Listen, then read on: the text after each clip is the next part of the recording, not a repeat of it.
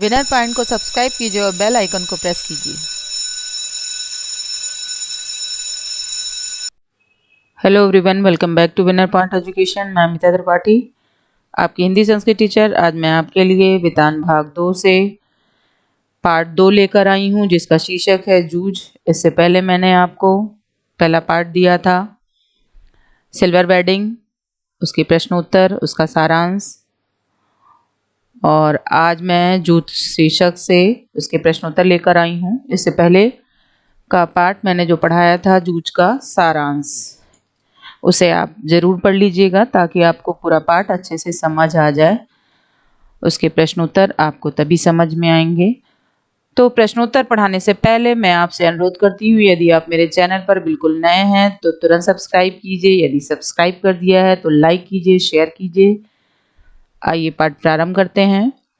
पहला प्रश्न है, जूड़ शीर्षक के औचित्य पर विचार करते हुए यह स्पष्ट करें कि क्या यह शीर्षक कथानायक की किसी केंद्रीय चारित्रिक विशेषता को उजागर करता है। उत्तर देख लेते हैं। पाठ का शीर्षक किसी भी रचना के मुख्य भाव को व्यक्त करता है। जैसा कि आप जूझ से तात्पर्य यह है कि संघर्ष, आपने देखा था सारांश में कि जूझ से यह व्यक्त होता है कि लेखक ने कितना अब स्कूल जाने के लिए संघर्ष किया था। तो जूझ का अर्थ है संघर्ष। इसमें कथानायक आनंदा पाठशाला जाने के लिए संघर्ष करता है। आनंदा के पिता ने उसे स्कूल जाने से मना कर दिया था, लेकिन पढ़ने की तीव्र इच्छा ने उसे जीवन का एक उद्देश्य दिया। उसने विद्यालय जाने के लिए पिताजी की जो शर्तें उसने रखी थी, माने उनके पिताजी ने उसके पाठशाला जाने के रास्ते में शर्त भी रखी थी, उसका भी वो पालन करता है। वह विद्यालय जाने से पहले बस्ता लेकर खेतों में पानी देता है। वह ढोर चलाने भी जाता है। उसके पिताजी उसका पाठशाला जाना बंद करवा दिया था उन्होंने, जो कि किंतु उसने हिम्मत नहीं हारी थी। पूरे आत्मविश्वास के साथ योजनाबद्ध तरीके से आगे बढ़ा और अंततः वह सफल हुआ। आनंदा ने मास्टर सौदलेकर से प्रभावित होकर काव्य में रुचि लेना भी प्रारंभ कर दिया। जो उनके मास्टर थे आनंदा के, सौंदरलंगेकर, उससे वो प्रभावित हुए थे और उसी के चलते उसने कविता करना भी प्रारंभ कर दिया था। इससे उसमें पढ़ने की लालसा, इच्छा, तीव्र इच्छा, वचनबद्धता, कुछ भी कार्य करने से पहले की बातें, आत्मविश्वास अपने ऊपर एवं कर्मठता तथा कविता के प्रति झुकाव आदि उसकी चारित्रिक विशेषताएं हमें देखने को मिलती हैं। अगला प्रश्न है, स्वयं कविता रच लेने का आत्मविश्वास लेखक के मन में कैसे पैदा हुआ। उत्तर है, मराठी के अध्यापक सौंदलगेकर कविता के अच्छे रसिक व मर्मज्ञ कवि थे। वे कक्षा में सस्वर कविता पाठ करते थे, सस्वर वाचन करते थे।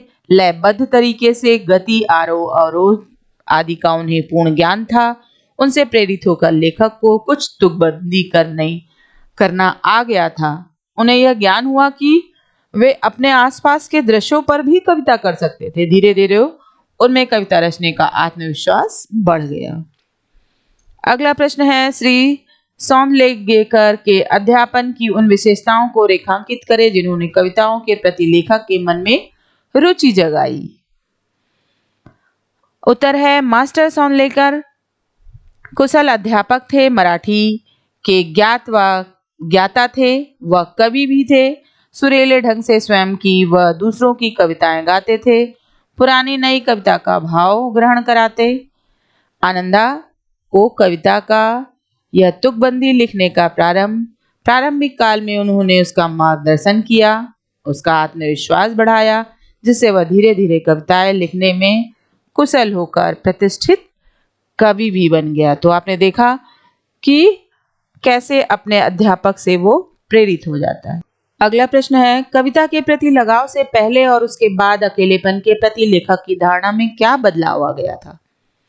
कविता के प्रति लगाव से पहले लेखक ढोर ले जाते समय, खेत में पानी डालते और अन्य काम करते समय अकेलापन महसूस करता था। जब वो खेती का कार्य करता था तो पहले वो अकेलापन महसूस करता था, लेकिन कविता के प्रति लगाव के बाद वह खेतों में पानी देते समय, भैंस चराते समय कविताओं में खोया रहता था। कब उसका काम समाप्त हो जाता था पता ही नहीं चलता था। धीरे धीरे वह स्वयं तुकबंदी भी करने लगा था। अब उसे अकेलापन अच्छा लगने लगा था। वह अकेले में कविता गाता, अभिनय व नृत्य भी करने लगा था। अगला प्रश्न है, आपके ख्याल से पढ़ाई लिखाई के संबंध में लेखक और दत्ताजी राव का रवैया सही था या लेखक के पिता का? तर्क सहित उत्तर दीजिए। तो लेखक का मत है कि जीवन भर खेतों में काम करके कुछ भी हाथ आने वाला नहीं है।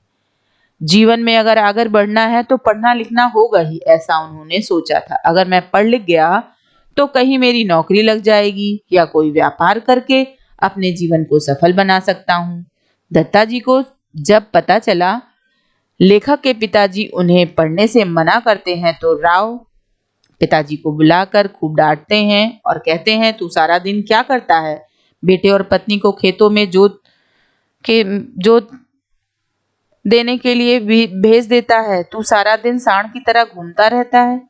कल से बेटे को स्कूल भेज। अगर पैसे नहीं है तो मैं फीस दूंगा। पिताजी दत्ताजी राव के सामने हाँ करने के लिए मजबूर हो जाते हैं। हाँ करने के बावजूद भी वे आनंदा को स्कूल भेजने के पक्ष में नहीं थे। मने वहां जाकर उन्होंने हाँ बोल दिया, लेकिन फिर भी उसके सामने शर्त रख देते हैं। हमारे ख्याल से पढ़ाई लिखाई के संबंध में लेखक और दत्ताजी राव का रवैया लेखक के पिता की सोच से ज्यादा ठीक है।